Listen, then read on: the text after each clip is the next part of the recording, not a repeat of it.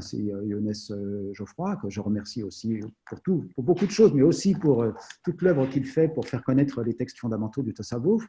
Euh, euh, il y a beaucoup de littérature accessible maintenant dans les langues occidentales, en français, en anglais, en allemand, en italien, espagnol, bien sûr en arabe.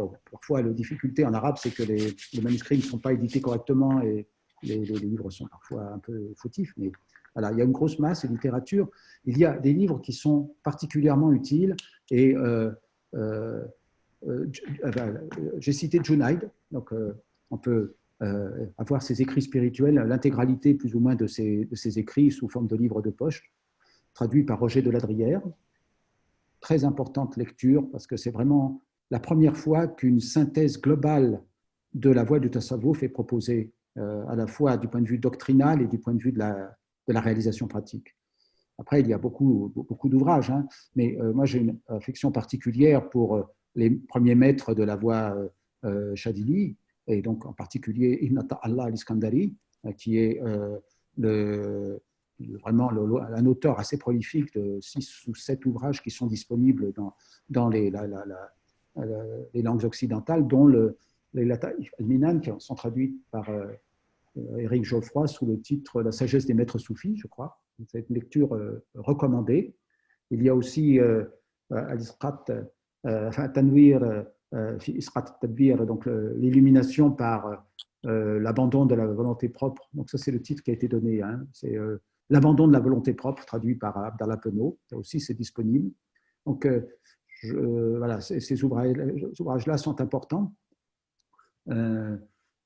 J'ai aussi parlé des lettres du cheikh Darqawi. Il y a une bonne traduction qui a été faite par Sidi Idriss de Vos, hein, que vous recevez aussi Inconscient Soufi fréquemment. Donc les lettres du cheikh Darqawi. Il y a enfin un ouvrage très important, à mon avis également, pour comprendre la voie du Tasawwuf, qui est le Kitab al-Ibriz, le livre de l'or pur, dans les paroles d'un saint musulman donc marocain de la fin du XVIIe siècle, début du XVIIIe siècle, qui s'appelle le cheikh Abdelaziz al-Dabbar, qui est enterré à Fès. Et donc, voilà. Donc, peut-être que je pourrais donner quelques titres.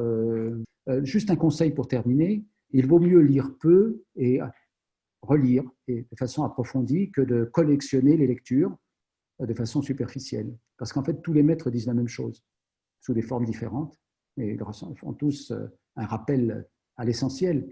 Et en accumulant les lectures, parfois, on perd la profondeur qu'on devrait avoir, et on sait que les maîtres anciens, eh bien, en fait, quand ils étaient jeunes, quand ils étaient disciples, ils lisaient 1 ou 2 ouvrages de Tasawwuf, 3 ouvrages, très peu, parce qu'ils savaient les méditer suffisamment de façon approfondie pour en tirer le plus grand profit.